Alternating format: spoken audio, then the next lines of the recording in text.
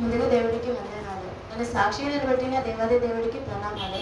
సమయం ఇచ్చిన దైవజనుడికి కృతజ్ఞతలు. నా సాక్ష్యం చెప్పాలంటే ఫోర్ ఉన్నాయి, కానీ నేను 2 మాత్రమే చెప్తాను, సమయం లేదు కనుక.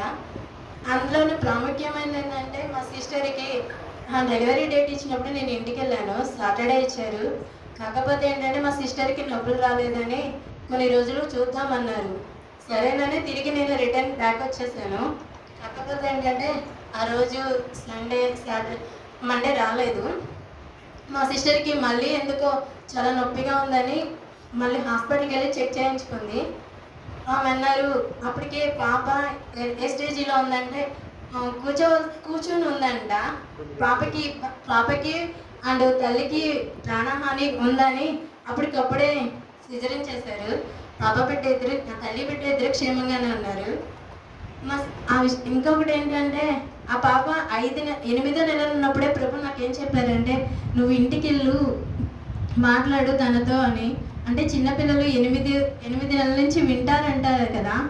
వెళ్ళినప్పుడు నేనైతే వెళ్ళాను, కానీ ఏం చెప్పకుండా నా పని నేను చేసుకుంటూ ప్రార్థన చేసుకుంటూ బైబిల్ చదువుకుంటూ ఉన్నప్పుడు ప్రభు అన్నారు, నువ్వు ఒక్కదనే చదువుకుంటే ఏం ప్రయోజనము, ఆ పాపకు కూడా చెప్పన్నారు. ఆ 4 డేస్ ఉన్నాను ఇంట్లో. దేవుని కృపను బట్టి మోషే గారి గురించి, అబ్రహాం గురించి చెప్తూ ఉన్నప్పుడు ఆ పాప తంతూ ఉందంట. మా సిస్టర్ చెప్పింది, పాప కదులుతుంది అంటే అమ్మయ్య నేను చెప్పింది వింటుంది అని అర్థమైంది. కాకపోతే బాబు పుడతాడని అంటే దేవుడు ఏం చెప్పారు, మోషే గురించి చెప్పమన్నారు కనుక బాబు పుడతానని ఎక్స్పెక్ట్ చేశాను. పాప పుట్టింది. అందుని బట్టి దేవుడికి స్తోత్రం. ఇంకొక సాక్ష్యం ఏంటంటే, మా నాన్నగారి జీవితంలో చేసిన ఒక గొప్ప కార్యం. మా నాన్నగారు ఆల్మోస్ట్ లాస్ట్ డెత్ స్టేజ్కి వెళ్ళేసి మరీ వచ్చారు. ఇక్కడ ఏపీలో వర్షాలు పడుతున్నాయి కదా, అప్పుడు బాగా వరదలు వచ్చేసాయి. ఆ క్షణంలో ఏంటంటే మా డాడీ వేరే ఊరు వెళ్ళారు. ఆ ఊరు వెళ్ళినప్పుడు బైక్ మీద వెళ్ళారు. తిరిగి వస్తుండగా బాగా వర్షం పడుతుంటే వచ్చేసారు. ఇంకా ఫీవర్గా ఉందని ఒక 3 డేస్ అలానే ఇంట్లోంచి బయటికి రాలేని పరిస్థితి కనుక అక్కడే ఉన్నారు. ఇంటి దగ్గర ఉన్న వారి దగ్గర చూపించుకుంటున్నారు, కానీ ఫీవర్ తగ్గలేదు. ఆ సమయంలో మా సిస్టర్ డెలివరీ డేట్ ఉండడం వల్ల నేను ఇంటికి వెళ్ళాను. మా మమ్మీ మా సిస్టర్ దగ్గరికి వెళ్ళింది. సో ఇంటికి వెళ్ళిన తర్వాత మా డాడీ చెప్పారు, 3 డేస్ నుంచి నాకు ఫీవర్గా ఉంది, అసలు తగ్గట్లేదు. ఒక్క టాబ్లెట్ 40 రూపీస్ ఇచ్చారు. అయినా కానీ ఎన్ని వేసుకున్నా తగ్గలేదు. సరే నేను అయితే నాకున్న చిన్న విశ్వాసంతో ఆ రోజు నైట్ ప్రేయర్ చేశాను. మా డాడీ నెక్స్ట్ డే ఏం చెప్పారంటే, జ్వరం తగ్గిపోయింది అన్నారు. చాలా స్తోత్రం అని చెప్పాను. కానీ నేనేం చేశానంటే, అంతేడతో దేవుడి మీద విశ్వాసంతో ఆగిపోకుండా హాస్పిటల్ కూడా వెళ్ళి చెక్ చేయించుకున్నాను అని చెప్పాను. అక్కడ వెళ్ళడం మిస్టేక్ నాదే అయింది. కాకపోతే ఏంటంటే వాళ్ళు ట్రీట్మెంట్ ఒక్కటైతే ఇంకో దానికి ట్రీట్మెంట్ ఇవ్వడం వలన టాబ్లెట్స్ హెవీగా ఇచ్చేశారు. దానివల్ల ఇంకొకటి డిసీజ్ వచ్చింది. ఇంకైతే నేనైతే ఒకటే చేసుకున్నా ప్రార్థన, దేవా నేనైతే నీ మీద విశ్వాసంతో కూడా ఉండి మళ్ళీ వెనక్కి వెళ్ళిపోయాను, తప్పే చేశానని. ఆల్మోస్ట్ ఎలా అయిపోయిందంటే, మా డాడీ ఒక 60 ఇయర్స్ ఉంటారనుకోండి. 60 ఇయర్స్ ఉన్న వాళ్ళు డే మొత్తం హాఫ్ ఇడ్లీతోనే బతికేశారు. అసలు ఏమీ తినేవారు కాదు. 2 డేస్ నుంచి అలానే ఉండిపోయారు. నాకైతే చాలా భయం వేసింది. ఇంకేం చేయాలో అర్థం కాదు. మా డాడీని ఆ స్థితిలో చూసినప్పుడు, క్షమించండి ఇలా చెప్పొచ్చో లేదో తెలియదు, మరణ స్థితిలో ఒక అతను పడుకొని ఉంటే నాకు ఆ సన్నివేశం కనిపించింది.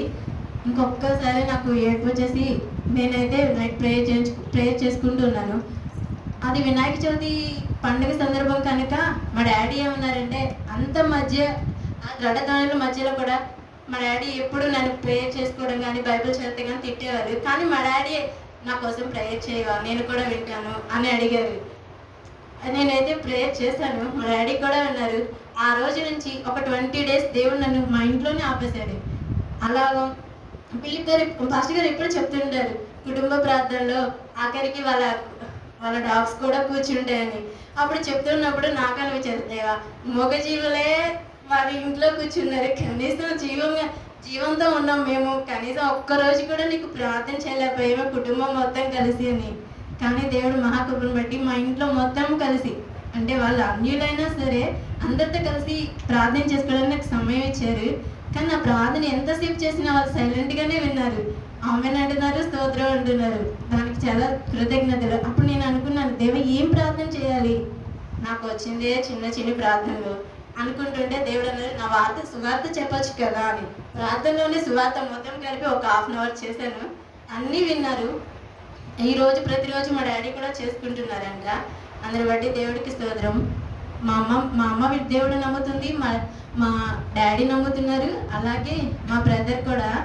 సో అందరి బట్టి దేవుడికి స్తోత్రాలు. మమ్మల్ని సజీవ లెక్కలో ఇంతనే కాపాడినందుకు దేవుడికి వందనాలు చెల్లించుకుంటున్నాను. నేనే సమయం తీసుకుంటే బాగుండదు కాబట్టి ఇంకా 2 సాక్ష్యాల తర్వాత చూద్దామని దేవుడికి కృతజ్ఞతాస్తుతులు చెల్లించుకున్నాను. ఈ చిన్ని సాక్ష్యం దేవుడు దీవించినాక